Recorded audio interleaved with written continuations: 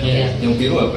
Oke, maaf ya, nanti sampaikan salam sama yang di luar ya. Nggak bisa masuk semua. Saya senang ini mahasiswa kritis sama karena saya pikir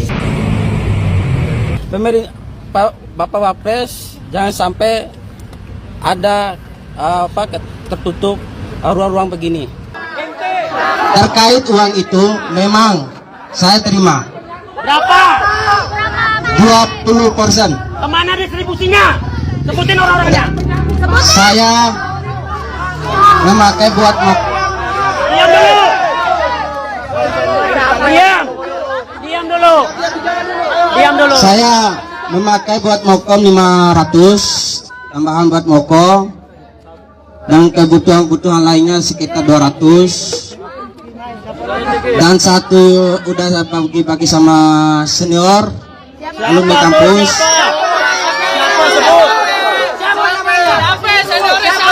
Sebut. Bang. Dan kawan-kawan dari FEB juga. Siapa namanya? Puji sama Raffi. Nah itu sebagai bentuk pemberian itu ya. Nah, saya juga pernah dalam satu podcast bilang Presiden Prabowo jangan pernah meniru cara-cara Jokowi. Karena apa? Dalam politik, dalam dunia populer, meniru sesuatu yang pernah populer, pernah sukses, walaupun itu buruk ya. Kayak Jokowi bisa 2 periode, itu pasti gagal.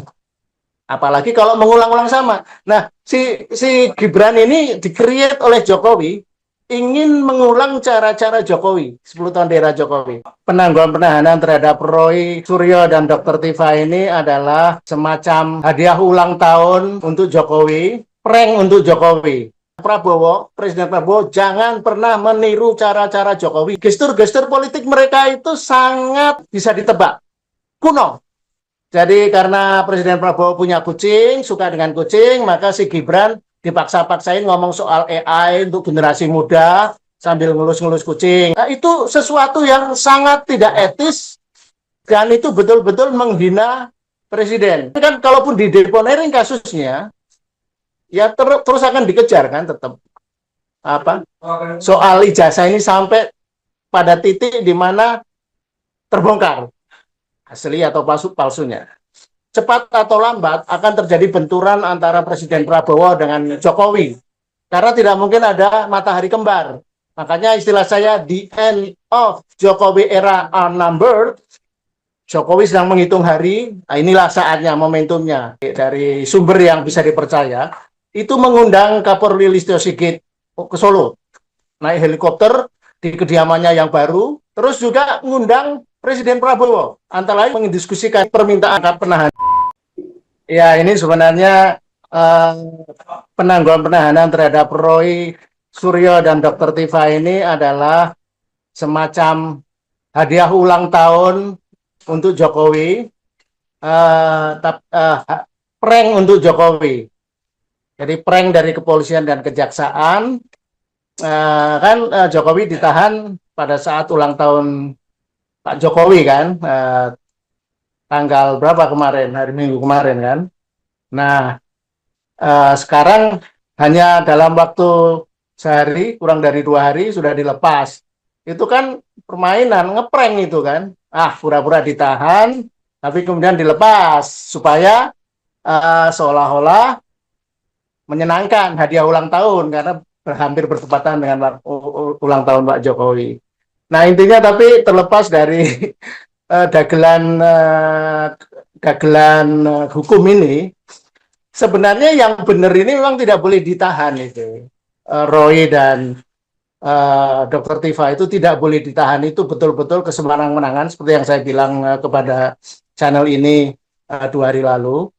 Karena memang dari segi yuridis apapun itu tidak bisa itu ditahan. Ini kan sebenarnya kasus ini kalau murni persengketaan antara Jokowi dengan Roy dan kawan-kawan, itu kan kasusnya lebih cocok perdata ya, orang merasa dirugikan namanya, dipencemaran, dia menggugat. Jadi ini kan dia melapor ke polisi, terus polisi kerja keras, polisi menggunakan daya, energi, dan Kalau biaya mungkin biayai Jokowi ya. Itu untuk mempersekusi warga negara.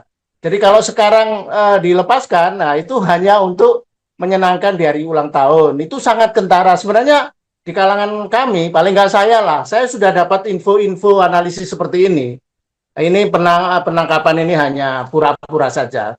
Saya nggak tahu ini, anggap saja info A2 lah ya. Saya itu sudah dapat info bahwa sebelum penangkapan sehari 2 hari, Jokowi itu yang saya dengar ya dari sumber yang bisa dipercaya itu mengundang Kapolri Listio Sigit ke Solo, naik helikopter di kediamannya yang baru. Terus juga mengundang Presiden Prabowo. Antara lain ingin mendiskusikan permintaan penahanan ini. Karena memang pihak Jokowi itu semakin gerah, khususnya setelah ada acara di Bandung itu, dialog kebangsaan, di mana Roy dengan kerasnya mengecam dan mempertanyakan, loh ini P21-nya sudah lebih dari 2 minggu, mana gitu kan, itu kan kayak nantangin. Nah Jokowi yang saya dengar, dia merasa disepelekan, nah, kemudian dia marah, yang mengundang Kapolri, dan juga mengundang Presiden Prabowo, tapi Presiden Prabowo kan nggak hadir, yang saya dengar. Yang hadir adalah putranya, Didit. Ingat nggak? Didit menghadap Jokowi Solo 2-3 hari sebelum penahanan ini. Nah, yang saya dengar info A1-nya seperti itu. Jadi kemarahan Jokowi ini, dan dia ingin menunjukkan sisa-sisa kekuasaannya, memerintahkan kepolisian untuk menangkap, dan kemudian polisi jam 7 pagi hari Minggu itu menangkap. Tetapi waktu itu sih sudah mendapat info lah kita, kalau ini hanya semacam drama sinetron yang di-acting, kemudian ada acting pura-pura dimasukkan ke rumah sakit untuk diperiksa. Jadi kan nggak sempat ditahan oleh kepolisian, ditahan di rumah sakit. Nah, sekuen-sekuen ini saya kira ini selain prank untuk Jokowi, ini juga menunjukkan bahwa kekuasaan itu tidak abadi ya. Orang tidak bisa terus-menerus merasa dirinya punya kuasa. Kalau kuasanya kalau dia masih presiden, mungkin ini akan berlanjut penahanan terhadap Roy dan Tifa ini. Tapi ya dia kan bukan siapa-siapa lagi, dia hanya punya masa lalu. Polisi sebagai bagian dari kekuatan yang masih loyal kepada dia. Tapi dengan adanya presiden baru, Prabowo ya, polisi juga akan, polisi, kejaksaan, TNI ya loyalnya ya ke presiden baru lah. Nah ini yang tidak disadari oleh Jokowi. Itu satu ya. Tapi yang kedua yang lebih penting, saya sendiri termasuk ya yang tetap ingin pengadilan, persidangan itu tetap berjalan. Ya. Jadi kan penangguhan penahanan terhadap Roy dan Tifa itu tidak menutup kasusnya. Kasus akan tetap di pengadilan. Tetapi yang saya dengar akan ada skenario seperti ini ya. Sebenarnya kan Jokowi itu tidak berani ada pengadilan lah. Karena pengadilan ini akan membuka semua kepalsuan nanti. Bahkan bukan hanya ijazah, tapi banyak hal. Nah, termasuk juga soal pendidikan Sultan dia, Gibran, yang akan dibongkar juga nanti kan. Dan nanti sidang-sidang babak pertama itu adalah menghadirkan Jokowi sebagai saksi korban. Nah, di sidang-sidang awal itu, kalau persidangan jadi berjalan, Jokowi akan diinterogasi oleh pengacara Roy dan Tifa, kemudian juga oleh jaksaan, oleh hakim, dan juga tentu di luar penilaian publik, opini publik. Nah, itu justru akan membuat situasi yang dihadapi Jokowi something that he never experience. Mendapat scrutiny itu, mendapat betul-betul dipelototi, semua masa lalunya akan dibongkar, ya, semua inkonsistensinya terkait ijazah ini, dan semua kemungkinan kepalsuannya.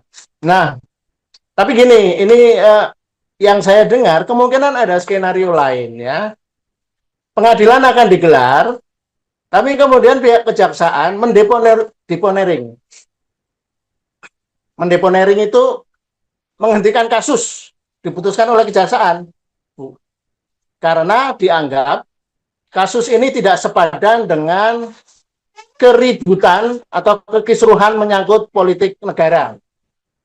Ketika di tengah negara sedang krisis ekonomi, nilai rupiah anjlok, saham turun, ada kasus MBG, KPMD, jadi pemerintahan Prabowo sedang mengalami begitu banyak problem. Nah, kasus ini justru akan menambah problem itu gitu. Nah, bisa jadi begitu. Jadi either way, tapi kan kalaupun dideponering kasusnya, ya terus akan dikejar kan tetap. Soal ijazah ini sampai pada titik di mana terbongkar asli atau palsunya. Nah, ini memang yang seperti pernah saya tulis, ini Jokowi akan duduk di kursi panas. Apalagi kalau dia terus berambisi ingin berpolitik seperti dia ingin keliling Indonesia itu. Nah, jadi ya menurut saya satu hal yang harus dilakukan Jokowi adalah dia bertobat aja loh. Nggak perlu dia menjalani ujian mental yang akan sedemikian berat bagi dia. Apalagi dia kan baru sembuh kan dari penyakitnya, penyakit psikosomatis, penyakit yang diakibatkan oleh pikiran yang kalut, stres, depresi. Nah, dia kembali ke janjinya dulu. Setelah selesai, dia pulang kampung dan diam saja, jangan berpolitik ya. Tapi itu kayaknya sudah a little bit too late gitu, udah terlambat lah ya. Kecuali juga dia merelakan bahwa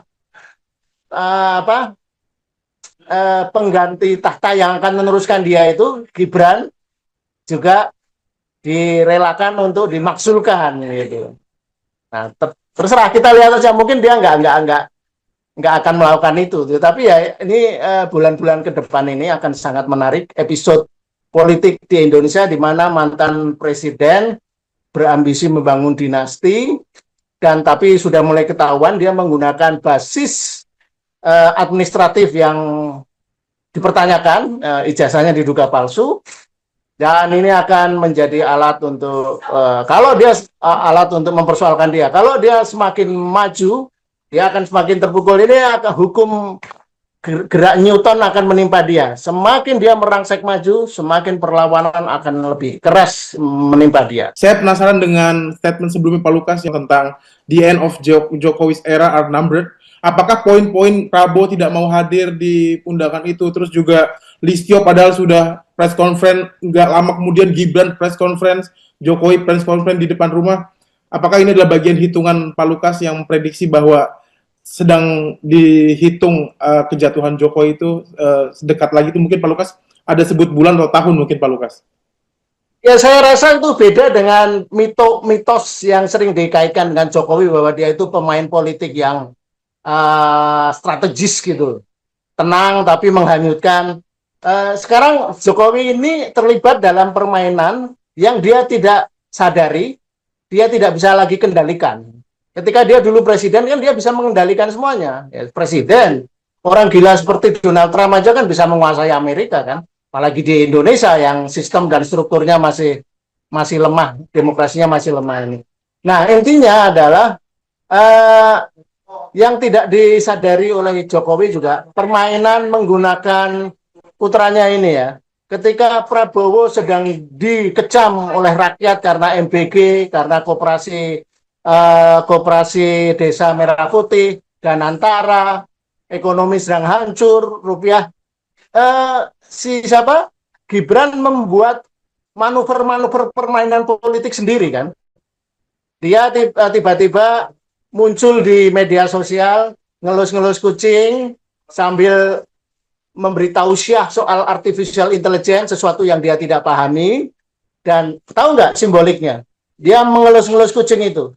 Dia sedang mengelus-ngelus simbolik Presiden Prabowo yang punya kucing kesayangan. Tahu kan? Nah, itu jadi gestur-gestur politik mereka itu sangat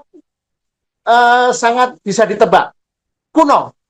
Jadi karena Presiden Prabowo punya kucing, suka dengan kucing, maka si Gibran dipaksa-paksain ngomong soal AI untuk generasi muda sambil ngelus-ngelus kucing. Gitu. Nah, ini satu contoh yang lain. Ketika mahasiswa demo mengecam program-program Presiden Prabowo, dia malah menerima perwakilan mahasiswa. Itu adalah etika politik yang ngawur banget. Bukannya membantu presidennya, malah dia mencari keuntungan, persepsi, mencuri start, menunggu di balik tikungan gitu. Nah, kemudian dia juga mengajak mahasiswa untuk kunjungan kerja ke Papua. Nah, itu sesuatu yang sangat tidak etis dan itu betul-betul menghina presiden menurut saya. Dan itu kelakuan itu tadi, kita jadi teringat memang ini kelakuan Fufu Fafa ya, yang sebenarnya sudah diketahui tapi dibiarkan kan selama ini oleh para Presiden Prabowo dan pendukungnya, tapi no longer. Saya kira seperti saya ramalkan 2 tahun lalu di TikTok saya menyebut cepat atau lambat akan terjadi benturan antara Presiden Prabowo dengan Jokowi. Karena tidak mungkin ada matahari kembar. Makanya istilah saya, the end of Jokowi era are numbered. Jokowi sedang menghitung hari, nah inilah saatnya, momentumnya. Nah, dia hanya bisa mencoba untuk agar soft landing, kalau mau. Kalau dia tetap merasa overconfident, merasa yakin bahwa dia ingin memaksakan politik dinasti itu akan berjalan, nah, malah akan terjadi tumpah kelor. Ini bagusnya ya menurut saya ya. Yang menarik dari 10 tahun era Jokowi itu adalah ada politik baru ya di Indonesia, bahkan di Indonesia. Politik di mana politikus menjual kesederhanaan, kehambelan, bahkan keplonga-plongoan untuk memikat publik. Ini sebenarnya inti populisme kan. Nah, tetapi itu tidak apa-apa sebenarnya sebagai strategi politik. Tapi ketika pendekatan yang dilakukan Jokowi itu membuatnya ketagihan, kecanduan kekuasaan, dan dia ingin melanjutkan, maka yang terjadi ini. Jadi ini pelajaran penting bagi politikus-politikus ke depan, termasuk untuk Presiden Prabowo. Saya juga pernah dalam satu podcast bilang, Presiden Prabowo jangan pernah meniru cara-cara Jokowi. Karena apa? Dalam politik, dalam dunia populer, meniru sesuatu yang pernah populer, pernah sukses, walaupun itu buruk ya, kayak Jokowi bisa 2 periode, itu pasti gagal. Apalagi kalau mengulang-ulang sama. Nah, si Gibran ini di-create oleh Jokowi, ingin mengulang cara-cara Jokowi, 10 tahun di era Jokowi. Ya tapi pasti gagal lah. Karena orang udah bosan, orang udah bahkan muak karena harus mengkonsumsi permainan politik yang sama.